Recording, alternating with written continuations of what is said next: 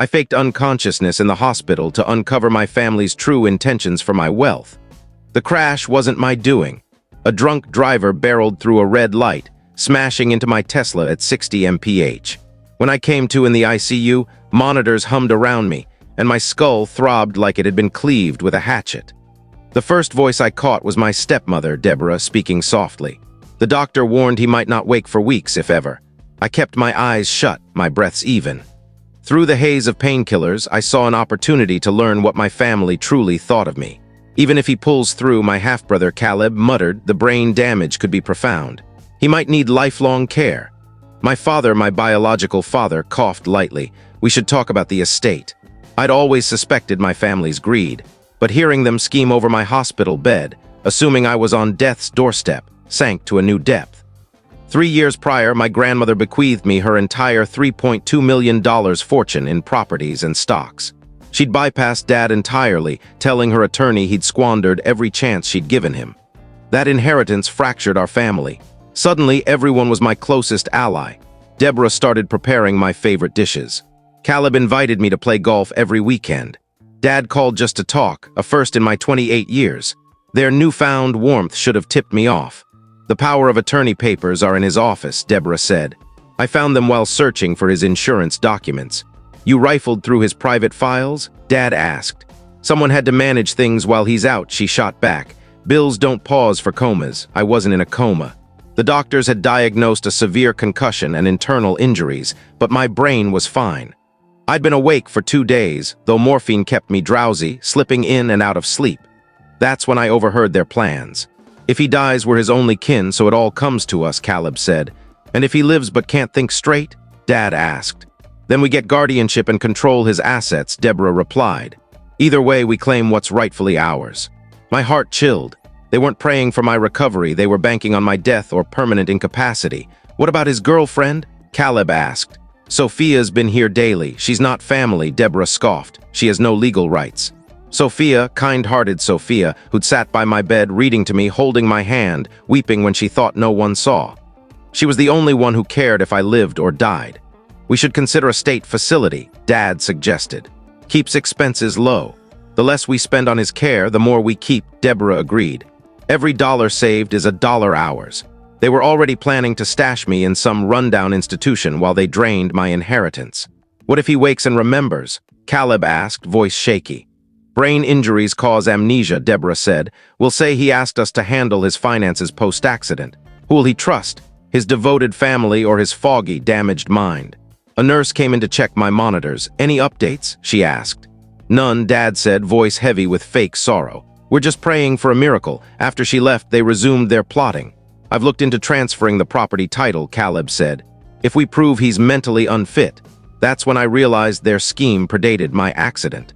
They'd been researching how to seize my wealth while I fought for my life, but I needed to know how far their conspiracy stretched.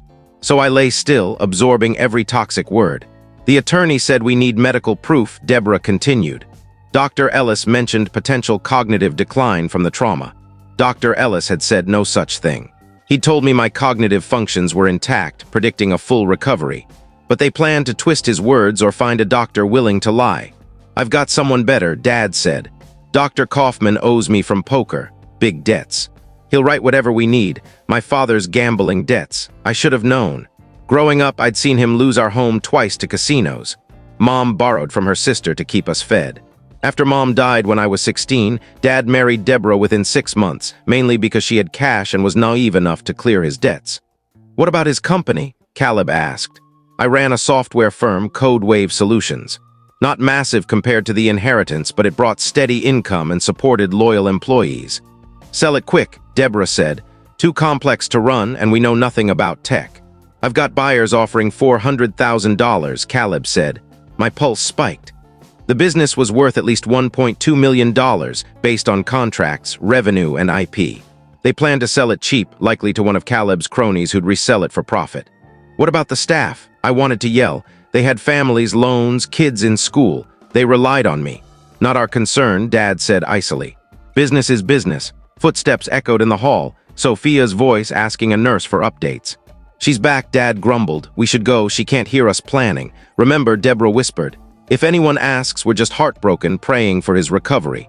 Deborah dabbed her eyes, rehearsing her act. They left as Sophia entered. Her presence shifted the room's air. Where my family brought greed and shadow, she brought love and light. "Hey, love," she murmured, clasping my hand. "I brought your favorite coffee. I know you can't have it yet, but maybe the scent will help." The warm aroma of dark roast hit me. She'd driven 40 minutes to the cafe where we'd had our first date 18 months ago. That was Sophia, thoughtful in every detail. "The doctors say you're healing well," she said, her fingers tracing my palm. "Your brain scans are normal. Dr. Ellis thinks you could wake soon." Her voice broke. "I've been staying at your place looking after Max. He misses you. He sits by the door every morning waiting. I told him you're hurt, but he gives me those sad eyes like I'm lying." Max, my 3-year-old golden retriever, rescued from a shelter after his owner passed. My family hadn't mentioned him once. They'd likely abandon him to a kill shelter once they controlled my estate. "I've been reading him your favorite books," Sophia went on. "You said dogs understand more than people think. Yesterday with the Odyssey, when Odysseus came home, Max's tail wagged. I think he knows you're coming back." Tears slipped from my closed eyes, unstoppable despite my efforts, the morphine weakening my control. "Your family's been here a lot," Sophia said cautiously, voice low. "They seem very focused on your finances. Deborah asked about your important papers. Even Sophia sensed their malice. I said I didn't know, which is true, but her questions felt wrong. And Caleb's been asking odd things about your grandmother's house, like if you ever plan to sell it." "Clever girl," she saw their predatory moves. "I probably shouldn't say this while you're out," she continued, "but I never liked them. After we started dating, you changed around them. Tense, defensive, like you expected betrayal." She gripped my hand. "I should have spoken up, but you wanted to believe they'd changed after the inheritance. You wanted a real family so badly. That struck deep." She was right. Despite years of neglect and manipulation, I'd hoped the money wasn't their only motive. I'd wanted to believe Dad cared for me, not my bank account. What a fool I'd been. "The nurse says visiting hours are nearly done," Sophia said, "but I'll be back tomorrow. I took leave from work until you wake." She kissed my forehead. "I love you, come back soon." Alone in the dark, I processed their betrayal. They weren't just after my money, they wanted to dismantle my life. My company, my employees' futures, my bond with Sophia, even Max's safety. And if I recovered too soon or remembered too much, they'd kill me. The next morning brought fresh horrors. All 3 arrived early before official visiting hours. Dad must have paid off someone for access. "The estate lawyer says we need to act fast," Dad declared once they ensured I was alone. "File for emergency guardianship now, and we control his assets in 2 weeks, not a month." "Why the hurry?" Caleb asked. The girlfriend, Deborah, sneered. "She's asking too many questions. Yesterday, she offered to help with his business affairs. Like she has any right. We need to ruin her," Dad said. "Paint her as a gold digger who latched onto him for money." Fury surged in me. Sophia, a pediatric nurse earning $50,000 a year, drove a decade-old Civic and lived in a cramped apartment, saving for medical school. She was the least greedy person I knew. "I've dug into her past," Caleb said. "She's got $80,000 in student loans from nursing school." "Perfect," Deborah said. "We'll say she's desperate to clear her debts, that she seduced him for his fortune." They aimed to ruin her reputation to neutralize her. "What about the competency hearing?" Caleb asked. "Dr. Kaufman will swear his cognitive damage is permanent," Deborah said, pulling out papers. "I've drafted his report. Severe confusion, memory loss spanning years, inability to handle complex decisions, the works." She read aloud. "Patient displays profound disorientation, significant memory gaps, and struggles with rational financial choices. In my expert opinion, he lacks capacity to manage his affairs and needs permanent guardianship for his safety." Pure fiction, but in court, a doctor's word could be catastrophic. "Even if he wakes," Dad said, "we'll already have control. Kaufman will claim any recovery is fleeting, that brain injury patients often have brief clarity before crashing." "How much for Kaufman?" Caleb asked. $50,000, Dad admitted, "but it secures millions. They were bribing a doctor to ruin me." "And if the competency angle fails?" Caleb pressed. Deborah's tone turned glacial. "Medical accidents happen with brain injuries, clots, infections, dosing errors. Tragic but common. My blood froze. They weren't just plotting theft. They'd kill me if legal tricks failed." "Isn't that dangerous?" Caleb asked. "Only if we're sloppy." Dad said. "I've studied his meds. A tweak to the morphine drip could trigger respiratory failure, then heart failure. Happens with head trauma cases all the time." "What about cameras?" Caleb fretted. There's a blind spot by his IV, Deborah said. I checked yesterday. 30 seconds is enough. They'd been scoping my room, timing nurse shifts, spotting security gaps. Even if questions arise, Dad added, who'd suspect his grieving family. We've been here daily praying for him, Ahmed. When would we do it? Caleb asked. Tomorrow night, Deborah said. One nurse is on after 11 p.m. and she breaks at midnight security rounds every 2 hours. We'll have a clear shot. Less than 18 hours. They planned my murder in under 18 hours. Evidence disposal, Caleb asked. What evidence? Dad chuckled. We bring nothing, leave nothing. Just a father fixing his son's blanket late at night. If asked, we couldn't sleep and came to pray. Their casual talk of killing me was chilling. The funeral, Caleb pressed. We mourn naturally, Deborah said. Plan a lovely service. Invite his business contacts. Show our devastation. The will reading can happen in a week, Dad added. Then we liquidate, house first, then the company, then the investments. They'd turn my death into a financial checklist. I'll sell his personal stuff, Caleb said. Laptop, car, watches, should fetch something. Don't forget the dog, Deborah added. Purebred retrievers worth a few hundred. They'd sell Max like furniture. A nurse entered, cutting them off. Morning, she said brightly. Any changes? Still the same, Dad sighed. We're hoping for a miracle. Brain injuries are tricky, the nurse said kindly. Sometimes patients wake unexpectedly. We're ready for anything, Deborah said, feigning strength. We just want what's best for him. After the nurse left, they continued. I've contacted 3 funeral homes, Dad said. Peaceful Rest offers a $12,000 package.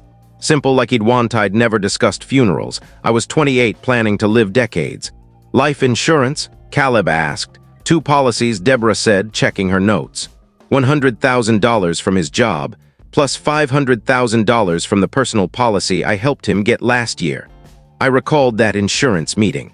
Deborah had pushed for more coverage, citing Sophia's future security, even paying the premiums as a gift. Now I saw why. So, inheritance, business sale, insurance, Dad tallied. Nearly $5.2 million total. After taxes and costs, Deborah corrected, still over $4 million. How do we divide it? Caleb asked. The question I dreaded. How do 3 monsters split the spoils of murdering kin? Equal thirds seems fair, Dad said. We're all in this together. No way, Deborah snapped. I've done the heavy lifting, research, guardianship filings, the biggest legal risk. I'm his father, Dad argued. I've got the strongest claim and I found Kaufman, Caleb added. I secured the business buyers. Even in crime, greed divided them. We'll sort it later, Dad said, annoyed. Focus on tomorrow night. They spent 30 minutes refining their murder plan, dosage, timing, alibis.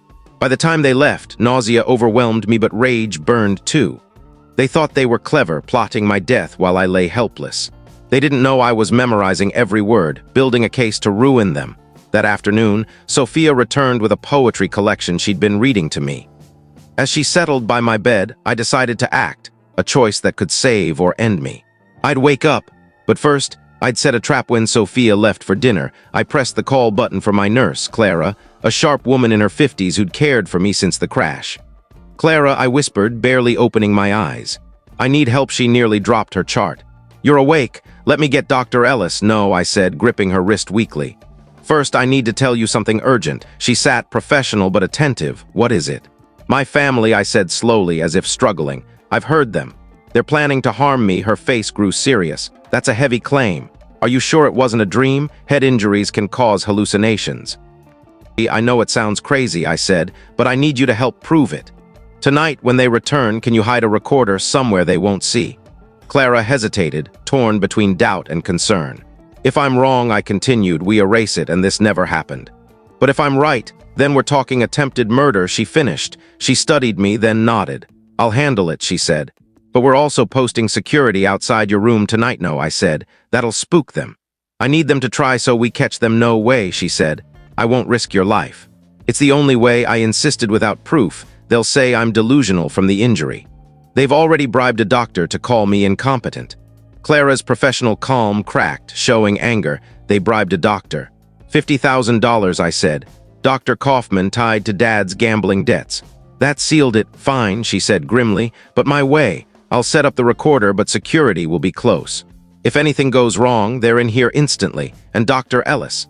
I asked. We'll brief him after we have proof, she said. The fewer who know you're awake, the better. That evening, Clara hid a small digital recorder behind my IV stand, invisible but able to catch every word near my bed.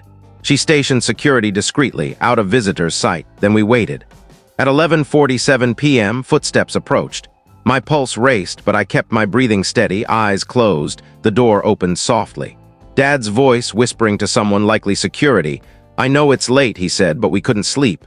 Just want to sit with him." Of course, the guard replied, "Kindly, family time matters. Take your time." Dad, Deborah, and Caleb entered, shutting the door. "The nurse is gone for 20 minutes, Deborah whispered. "Security just passed." "We're clear, you sure about this?" Caleb asked, voice trembling. "It's the only way," Dad said coldly. "He's recovering too fast. If he wakes tomorrow, our plans are ruined." Deborah neared my IV. I heard her bag rustle, then a soft click. "This is concentrated morphine," she whispered. "Enough to stop his breathing in minutes." "What if they check the body?" Caleb asked. "Morphine's already in his system," Dad said. "They'll think it was a dosing mistake, a tragic accident." Through slitted eyes, I saw Deborah pull a syringe from her bag. She was really going to do it. She'd kill me as Dad and Caleb watched. "Hold his arm," she told Caleb. This was it. As Deborah reached for my IV, I seized her wrist with both hands. "What are you doing, stepmother?" They all screamed. Deborah dropped the syringe, and Caleb stumbled into the heart monitor, setting off alarms as it crashed. Clara burst in with 2 guards and Dr. Ellis. "She was trying to inject something," I said, sitting up, pointing at the syringe. Deborah's face paled. "It's a misunderstanding," she stammered. "I was fixing his blanket." "With morphine?" Dr. Ellis asked, inspecting the syringe. Dad tried to take charge. "My son's delusional from his injuries. He doesn't know what he's saying." "Actually," Clara said, holding up the recorder, "we have it all taped, including yesterday's talk about bribing a doctor." The guards blocked the exits as Dad's fake concern turned to panic. "This is entrapment," he said. "You can't record without consent." "We can when it's attempted murder," Dr. Ellis said, nodding to the guards. As they cuffed my family, Caleb broke down. "It was their plan," he sobbed, pointing at Dad and Deborah. "I just wanted my cut of the business sale. I didn't want anyone dead." "Shut up, fool," Deborah hissed, but it was too late. "Tell us about the business sale," a guard said, pulling out a notebook. Caleb spilled it all, the lowball price, his friend as the buyer, the profit split. Within hours, police arrested all 3. The charges piled up. Conspiracy to commit murder, attempted murder, fraud, embezzlement, and bribing a doctor. The investigation exposed their scheme's depth. Police found Deborah's detailed notes outlining the plan. Dad's laptop held searches on inheritance law, medical errors, and forging legal documents. They'd planned to frame Sophia as a gold digger who tricked me into altering my will, a will they'd forge post-mortem. Most damning was evidence of Dad's gambling debts to Dr. Kaufman. The doctor was arrested that night for agreeing to lie for debt relief. The trial gripped the media. Local outlets dubbed it the inheritance murder plot, and national news picked it up as details of their meticulous scheme emerged. Prosecutors played recordings of my family debating how to kill me. Jurors looked ill, hearing them discuss dosages and evidence disposal. Dad claimed he'd only wanted to protect me from poor financial choices, while injured the prosecutor played the tape of him planning the morphine overdose. Deborah said Dad coerced her, but her notes proved she led the scheme. Caleb claimed he thought it was just fraud, not murder, but his talk of funeral plans and evidence disposal sank him. All 3 were convicted. Dad got 25 years for conspiracy and attempted murder. Deborah, the mastermind, got 30. Caleb received 15 for conspiracy and fraud. Dr. Kaufman got 10 years and lost his medical license. The judge ordered restitution, but their legal fees and Dad's debts left them broke. The legal win was only part of my justice. I contacted my business partner and key staff, assuring them their jobs were safe. Instead of selling Code Wave solutions, I expanded it, using inheritance funds to open a new office and hire more people. I leveraged trial publicity to expose inheritance fraud, working with police to spot patterns of families targeting vulnerable kin. 6 months later, Sophia and I married in a quiet ceremony at my grandmother's estate. My lawyer, Theodore Grayson, walked me down the aisle. He'd become the father Dad never was. While planning the wedding, we found a sealed letter from Grandma, to be opened only if her inheritance sparked a dispute. She'd known Dad's true nature and structured the inheritance to shield me. She'd also left a trust, accessible only if my spouse passed a character review by an independent panel. Sophia passed effortlessly. The $500,000 trust funded a foundation to support families facing inheritance disputes and elder financial abuse. We turned Grandma's estate into the foundation's base, a haven for those betrayed by kin. Max, my retriever, became the unofficial therapy dog, sensing when visitors needed comfort, resting his head on their lapsed 2 years post-trial. Dad sent a prison letter, claiming remorse and saying they'd only wanted to protect my finances. Even incarcerated, he lied. I tossed it and had my lawyer issue a no-contact order. Some people never change, but true inheritances, integrity, love, compassion, can't be stolen. Last month, Sophia and I welcomed our daughter, Leela. Unlike Dad's family, she'll inherit more than money. Parents who die to protect her, not kill her for gain. At Leela's christening in the church where Grandma's funeral was held, I looked at our friends and chosen family. Grandma's real gift wasn't wealth. It was teaching me that family isn't blood or papers. It's who stands by you when life crumbles, holds your hand in hospital rooms, and helps you rebuild from betrayal's ruins. Dad, Deborah, and Caleb tried to steal my inheritance, but they only showed me what truly matters. That legacy, love, loyalty, and chosen family can never be taken.